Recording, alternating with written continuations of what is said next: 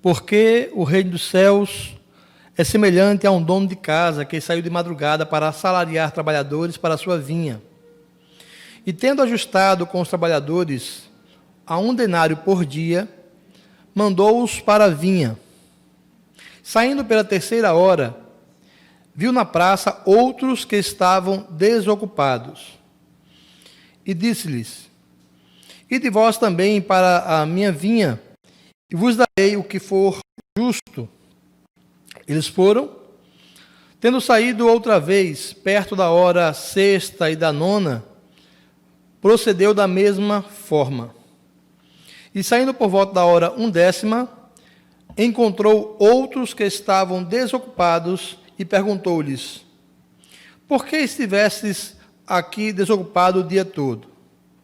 Responderam-lhe: Porque ninguém nos contratou. Então disse ele: Ide também vós para a vinha. Que o Senhor nos abençoe. Mais adiante leremos outra parte desse texto para a melhor compreensão dos irmãos. Queridos, nós estamos aqui diante de mais uma parábola falada por Jesus.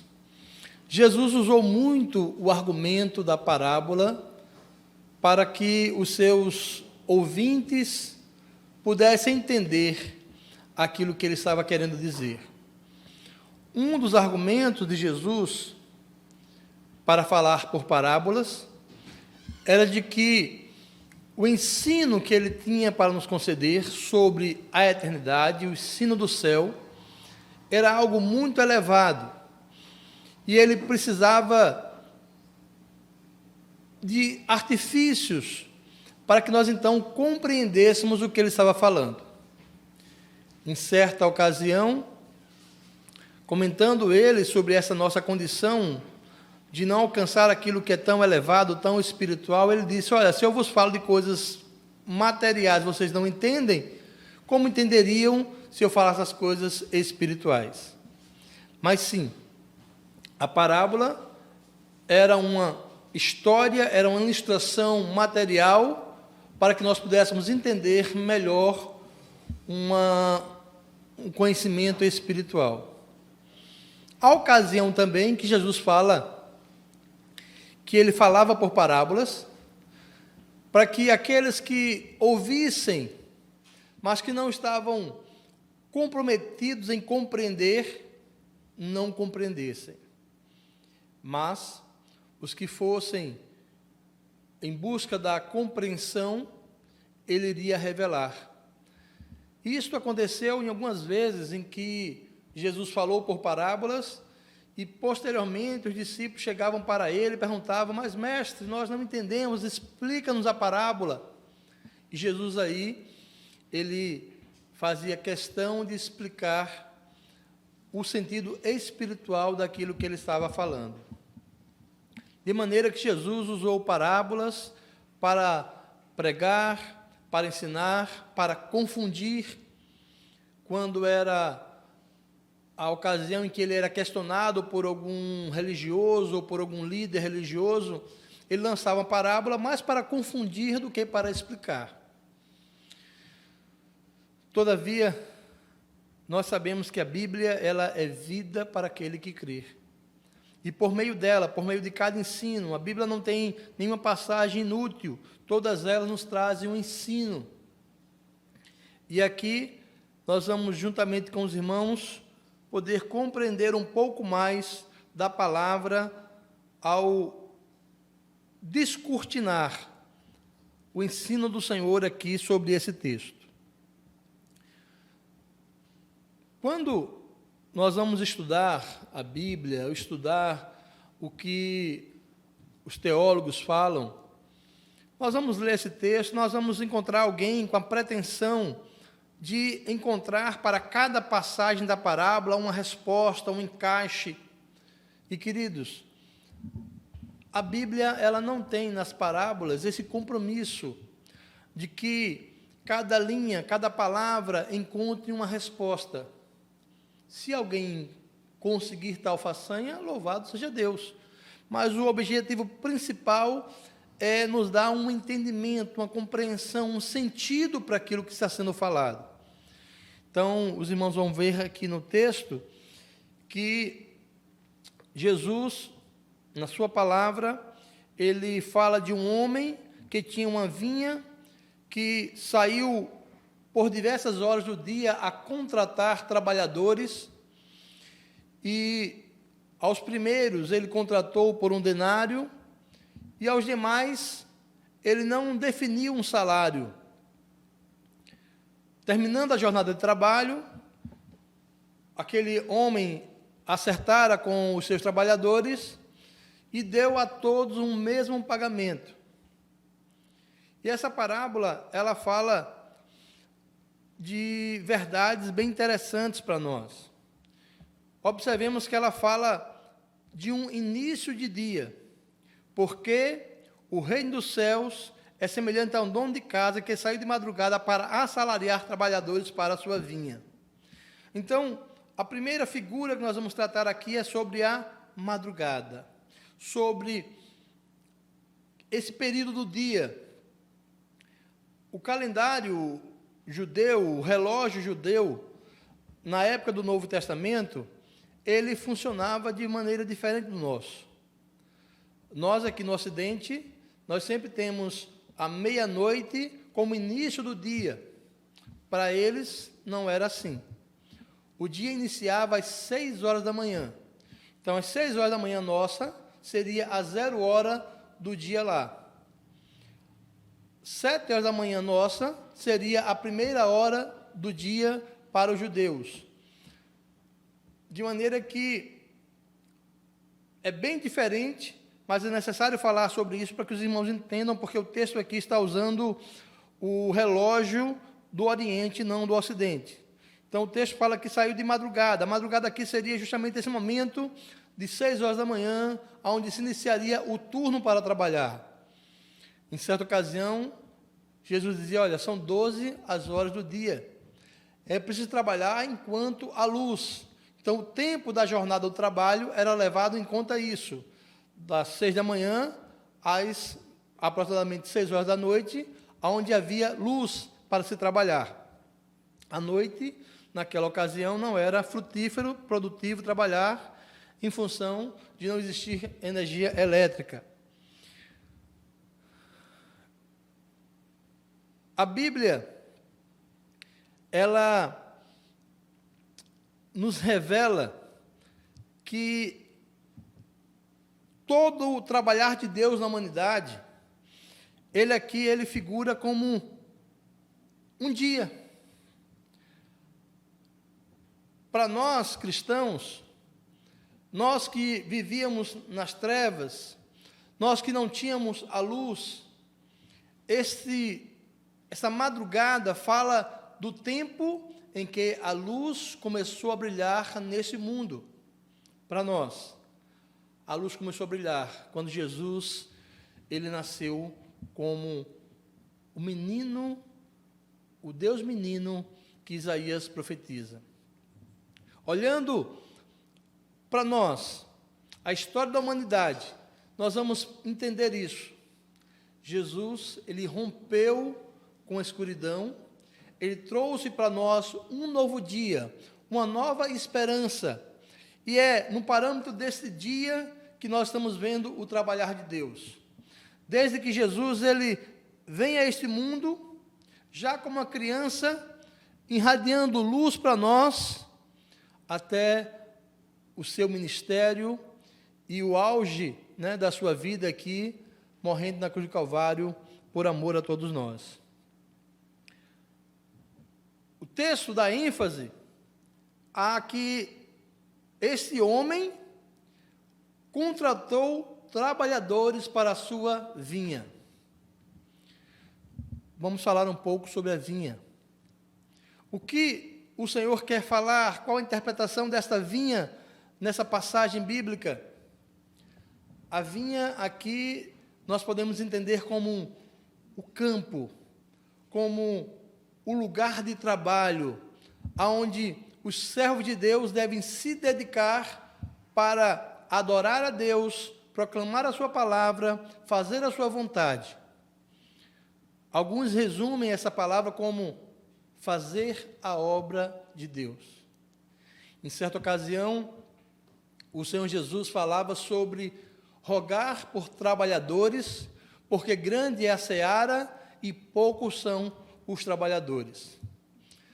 Na verdade, a parábola quer dizer que em todo tempo, Deus arregimentou para si homens e mulheres para trabalharem para Ele e fazerem a sua vontade. O texto aqui fala num dia de 12 horas, mas nós estamos levando o conhecimento de que Deus está falando de algo muito maior, de um trabalhar dele em toda a humanidade. Antes de nós, vieram outros que foram chamados por Deus para fazer a sua obra. Podemos até dizer, queridos, que antes do próprio Jesus, Deus já estava arregimentando trabalhadores. Basta lembrarmos de João Batista, de outros profetas que viveram antes de Jesus, mas que na sua mensagem eles já anunciavam o nascimento do Salvador.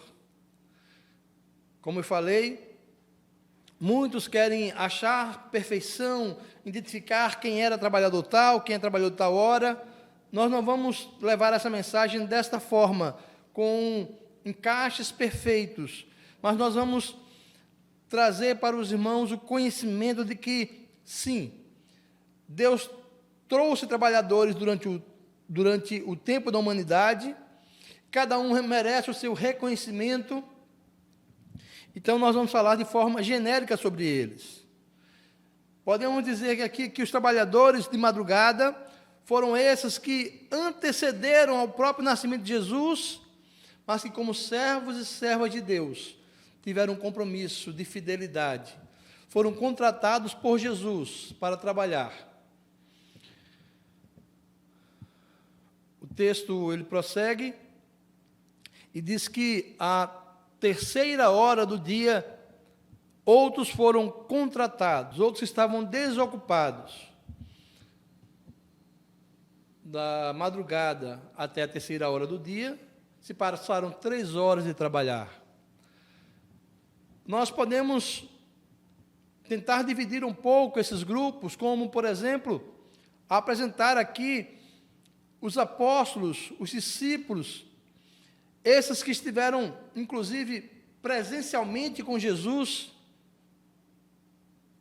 eles foram também chamados por Jesus.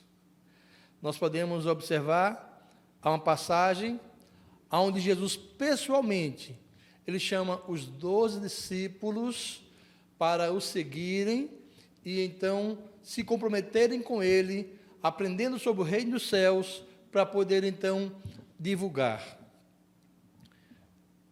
Os discípulos tiveram esse privilégio, irmãos, de andar com Jesus. Privilégio maravilhoso de poder aprender do Mestre. Há quem diga que eles fizeram graduação, pós-graduação e mestrado, tudo de uma vez só, porque aquele que estava ensinando a eles sobre o reino era simplesmente o próprio Filho de Deus. Sabemos o resultado desses trabalhadores, o quanto eles se empenharam para levar a palavra adiante. Basta a gente ver as viagens missionárias do apóstolo Paulo, as pregações de Pedro. Esses homens, sem dúvida, foram chamados e deixaram a sua marca no Evangelho. Mas o texto nos diz aqui que, além desses, foram chamados outros, foram chamados na hora sexta, na hora nona, na hora 1ª. Como eu falei, nós não vamos aqui nominar nome a nome, grupo a grupo, mas nós vamos lembrar de alguns grupos que foram chamados por Deus ao longo da história. A Bíblia, ela tem o seu tempo de história. Mas, além da Bíblia, Deus chamou outras pessoas. Aqueles que gostam de estudar teologia vão se lembrar dos pais da igreja. Homens que conduziram a igreja do Senhor no período pós-bíblico, que foram responsáveis para que heresias fossem combatidas, para que a igreja vencesse várias influências políticas que veio sobre o seu meio. A cada hora da história, Deus levantou um grupo para servir a Ele, para fazer a sua vontade, para que a sua obra não cessasse. Em todas as ocasiões, por mais difíceis que fossem, Deus sempre conservou o fiel, o remanescente, aquele que não se dobrou, aquele que teve a intimidade suficiente com Deus para perseverar. Nos chama a atenção aqui que, ao meio-dia, um grupo foi contratado. Olhando para o relógio de Deus, nós podemos fazer menção a servos que foram chamados por Deus em períodos negros da história, onde havia uma perseguição. O chamado ao meio-dia fala de um momento muito duro para trabalhar, onde o sol está causticante. Dificilmente hoje no Ocidente alguém quer trabalhar ao meio-dia no sol, mas no Oriente não havia essas regalias que hoje nós temos, esses direitos. Então, por certo, Deus está fazendo aqui menção a um grupo que foi chamado em período negro da história, sobre risco de morte, e a carta, né, de Éfeso em Apocalipse nos fala muito sobre isso, mas mesmo não tendo estrutura, mesmo sendo frágil, eles não negaram a Deus, foram fiéis e teve a aprovação de Deus. Nós temos, irmãos, ao longo da história, os pré-reformadores, como Wycliffe, Savonarola, John Hus, homens que foram chamados em um momento da história também difícil, aonde a palavra estava oculta em um idioma difícil, latim, mas eles foram chamados para fazer a vontade de Deus. Alguns deles morreram. John Hus é um dos tais que, ao morrer, ao ser crucificado, ao ser queimado em uma cruz, ele deixa uma profecia dizendo que estavam matando um pato, porque John Hus fala disso, de pato, mas que um dia se levantaria um cisne que ninguém iria poder matar. Estava ali fazendo ele uma alusão a Martim Lutero. Falávamos dos pré-reformadores e agora estamos lembrando dos reformadores.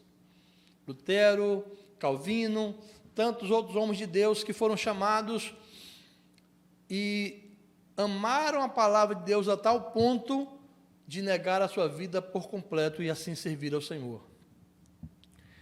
Mas, queridos, até aqui o que nós falamos teve o intuito de nos situar na história, de homenagear esses que serviram ao Senhor, mas agora o texto se volta ao momento em que foram chamados trabalhadores na última hora. Quem são esses trabalhadores que estão sendo chamados na última hora? Diz o texto aqui que eles foram chamados na 10ª hora, que é o mesmo de 5 horas da tarde, para às 18 horas acabar o seu trabalho. Esse texto, irmãos, fala do momento em que a igreja vive hoje. Nós temos toda uma história que se desenrolou ao curso de 2000 anos, de Jesus aos nossos dias. Nesse período, Deus contou com esses homens, com mulheres que se dedicaram a Ele. Mas agora a história faz menção da nossa vida, de que nós também estamos incluídos nesse grupo que Jesus arregimentou para trabalhar para Ele.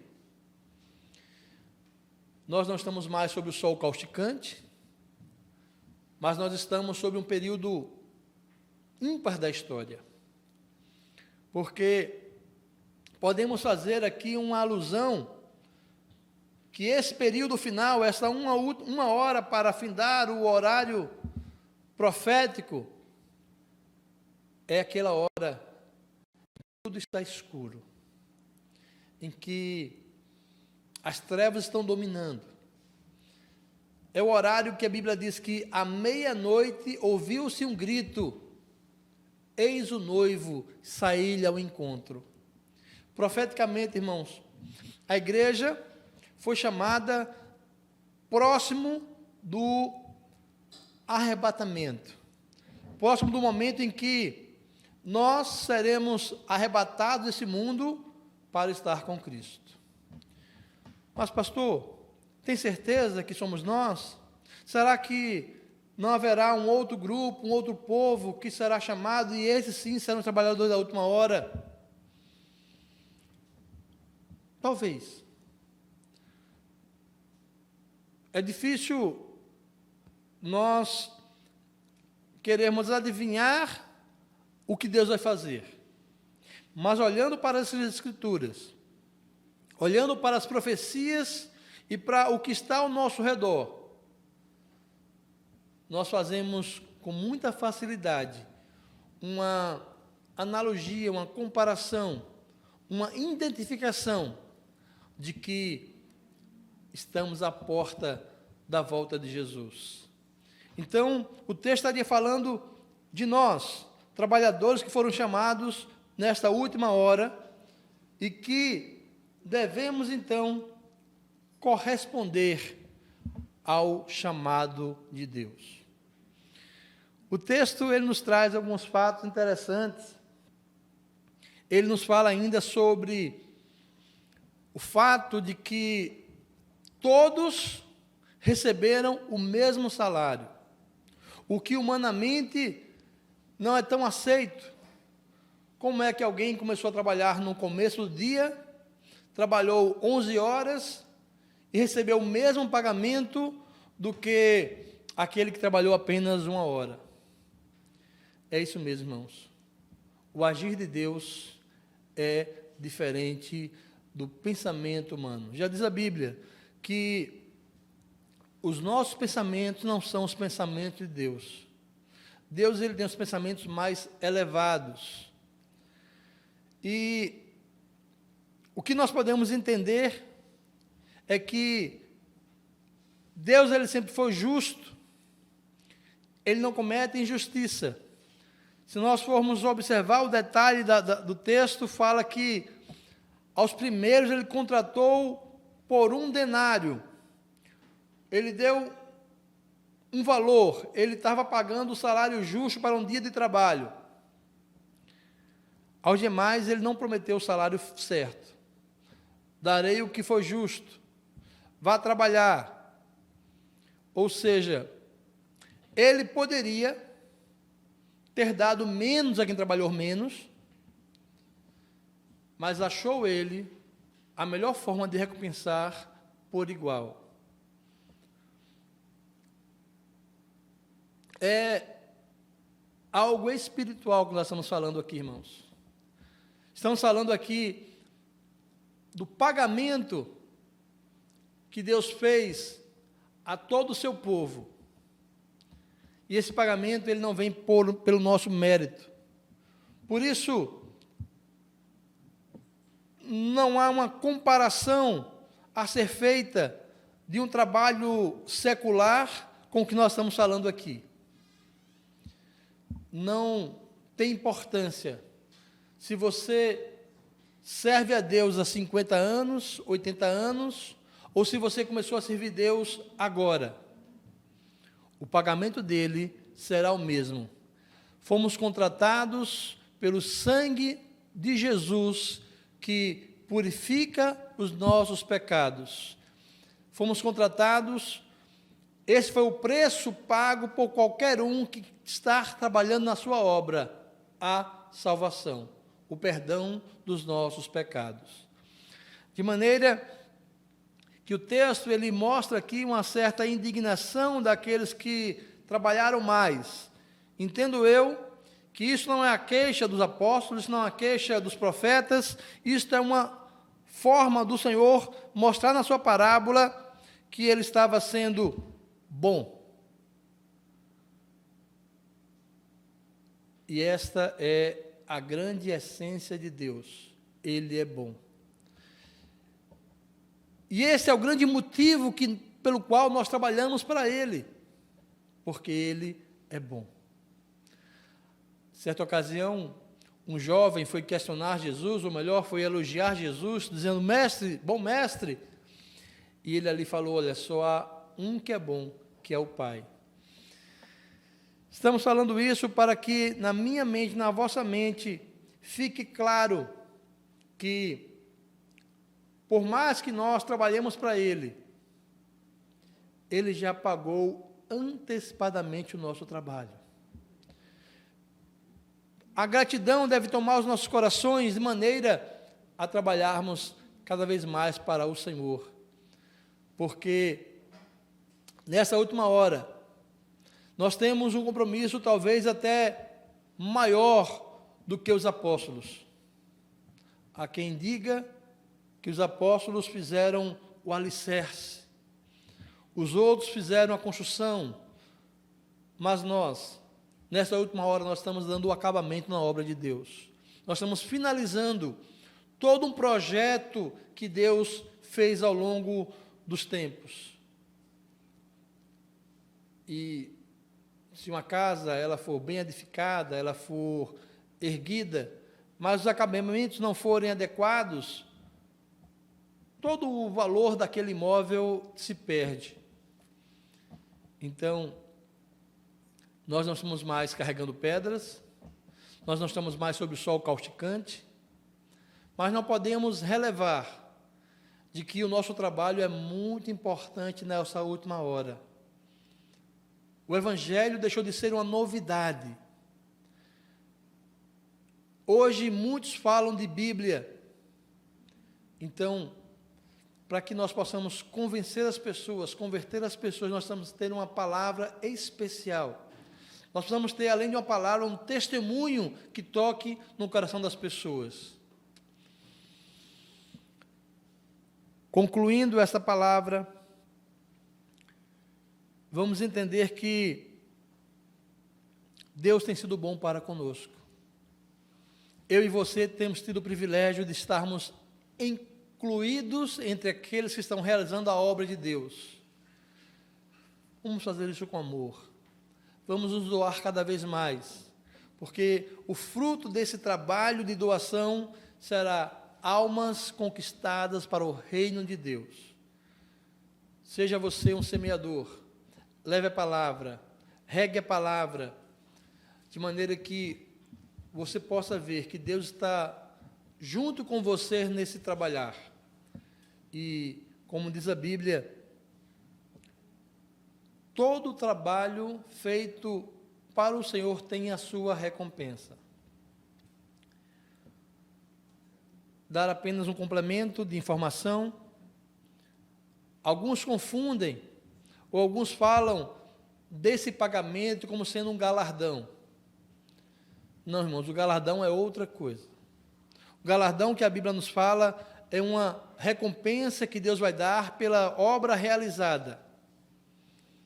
O denário é a salvação. É o mesmo salário, é o mesmo pagamento para todo aquele que crê em Jesus, que resume-se na cédula de dívida rasgada diante do inimigo. Nós teremos outras recompensas, que a Bíblia chama de galardão. Este Deus dará segundo a obra que cada um realizou. É um mistério como será isso, mas como estamos diante de um Deus justo, será de forma justa e adequada, porque Ele é bom. Tá bom, queridos? Que Deus te abençoe, que essa palavra sirva para te despertar, para conhecer mais o Deus provedor, o Deus que se revela na sua palavra e que, ao longo dos textos bíblicos, façam que nós conheçamos a sua vontade e, principalmente, conheçamos a Ele mesmo. Tudo que conhecemos de Deus é porque Ele se deixou revelar por meio da sua palavra. Que Deus te abençoe ricamente.